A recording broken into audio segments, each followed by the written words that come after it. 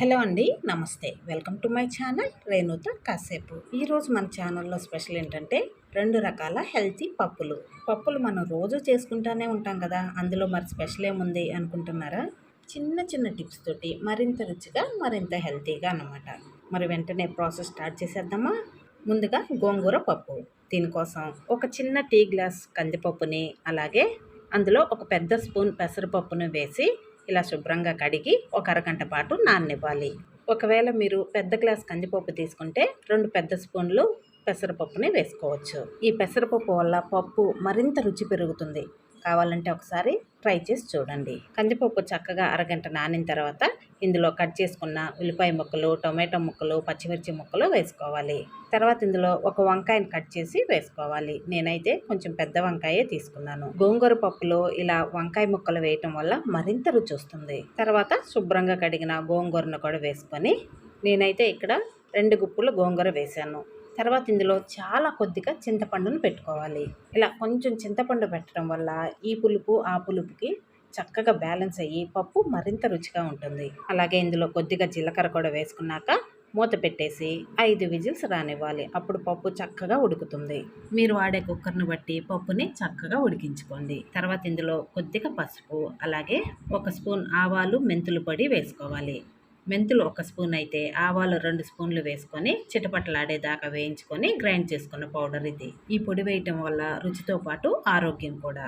ఇలా ఆవాలు, మెంతులు పిండి చేసి పెట్టుకొని ఇలా పప్పుల్లో వాడుకుంటే డయాబెటీస్ వాళ్ళకు కూడా చాలా మంచిది. పప్పును చక్కగా మెదుపుకున్న తర్వాత ఇందులో తాలింపు వేసుకోవాలి.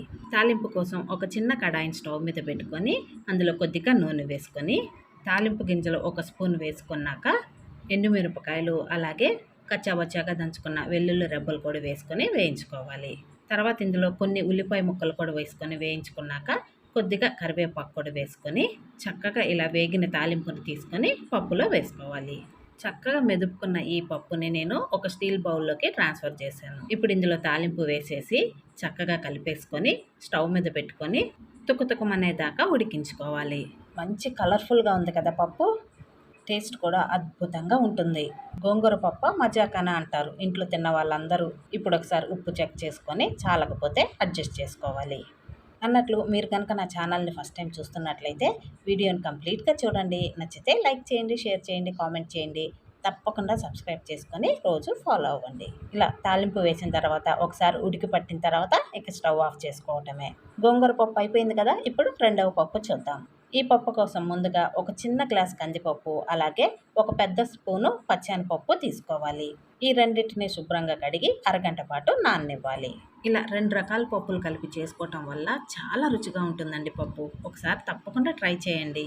ఇలా నానిన పప్పులో శుభ్రంగా కట్ చేసుకున్న ఒక కట్ట పాలకూరని వేసుకోవాలి. అలాగే ఇందులో ఒక గుప్పుడు పుదీనా, ఒక గుప్పుడు కొత్తిమీర కూడా వేసుకోవాలి.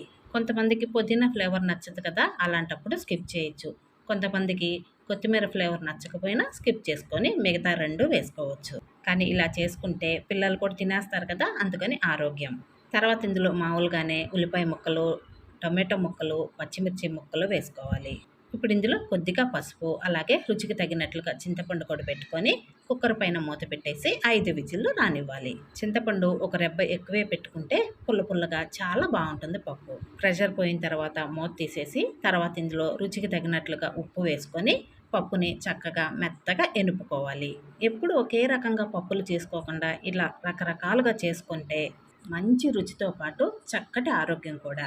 ఇలా ఎనుపుకున్న పప్పుని ఒక బౌల్లోకి ట్రాన్స్ఫర్ చేసుకొని ఇప్పుడు ఇందులో కూడా తాలింపు పెట్టుకోవాలి.